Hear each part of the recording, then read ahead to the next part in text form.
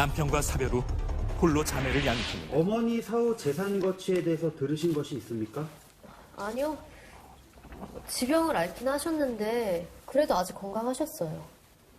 갑자기 그렇게 되실 거라고는 생각 못했으니까요. 피해자 유언장입니다.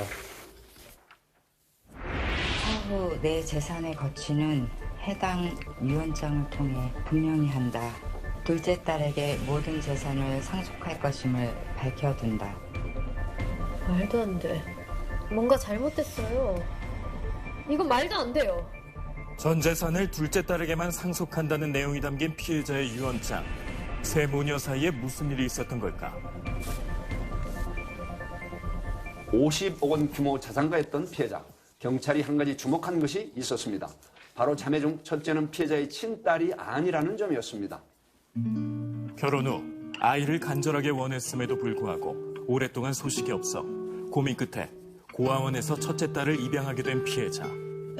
그런데 곧 예기치 못한 일이 일어났습니다. 첫째 딸 입양 직후 둘째를 임신한 건데요. 눈에 넣어도 아프지 않을 자매를 얻었지만 안타깝게도 행복은 오래가지 않았습니다. 남편의 교통사고로 떠나보내게 된 겁니다. 우리 딸들 아무 걱정하지 마. 엄마가 아빠 목까지 다 해줄 거야. 동생분과는 달리 피해자의 친자녀가 아니던데 혹시 설명을 좀 해주실 수 있습니까? 그래요. 제가 어릴 때 엄마가 입양했어요.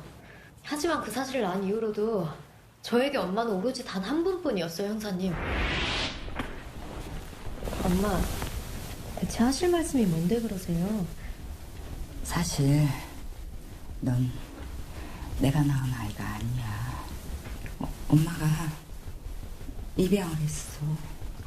혼란스럽겠지만 그래도 달라지는 건 없어. 넌 내 딸이야. 약 1년 전 어머니로부터 입양된 사실에 대해 듣게 됐다는 첫째 딸. 충격받았지만 극복해낼 수 있었다고 저한테 진술했는데 하나밖에 없는 엄마였어요. 부족함 없이 사랑받고 컸고요. 엄마가 저렇게 된 게 제가 입양된 것과 대체 무슨 상관인가요? 동생처럼 친자는 아니지만 저도 엄마 딸이에요. 하지만 둘째 딸의 진술은 또 달랐습니다. 여러 정황을 봤을 때도 피해자와 언니분의 사이가 무척 가까웠던 것 같은데 맞습니까? 언니가 엄마 자기 친모를 찾기 시작했을 때부터였어요. 너 어떻게 그럴 수가 있니? 네가 뭐가 부족해서 친모를 찾아? 내가 널 어떻게 키웠는데? 엄마가 서운하다면 정말 죄송한데요. 저도 저 낳아준 사람이 대체 어떤 사람인지 한번 만나보고는 싶어요. 끝내 극으로 치달았다는 두 사람의 갈등. 네가 계속 친모 찾으면 우리 인연은 이걸로 끝이야. 그래요, 잘 됐네. 엄마가 원하던 게 이런 거 아니었어요? 제가 나가면 되잖아요. 모녀 간에 절연하자는 말이 오갈 정도로 피해자와 대립해왔던 첫째 딸. 하지만 끝까지 자신의 결백을 주장합니다. 동생분 진술에 의하면 친모를 찾겠다고 하신 뒤 어머니와의 사이가 급격히 틀어졌다고 하던데요. 그래요. 저 낳아준 사람이 누군지 만나보고 싶었어요. 그렇지만 동생은 저한테 그런 말할 자격이 없어요. 평생토록 그리 엄마를 괴롭혀왔던 동생이 대체 무슨 자격으로 저한테 나쁜 딸이래요? 걔가 범인이에요. 미성년자 때부터 흡연, 음주 등 일탈을 일삼아 피해자가 걱정해왔다는 둘째 딸. 마약에까지 손을 대 경찰에 체포된 적까지 있었음이 드러납니다. 이게 무슨 일이에요? 내 딸이 여기 왜 있느냐고요? 마약류 관리법 위반으로 현장에서 체포됐습니다. 그게 무슨 말씀이세요? 네? 딸이 범죄 행위까지 저질렀음을 뒤늦게 알고 격분한 피해자. 나가! 당장 나가라고! 언니! 엄마가 미쳤어!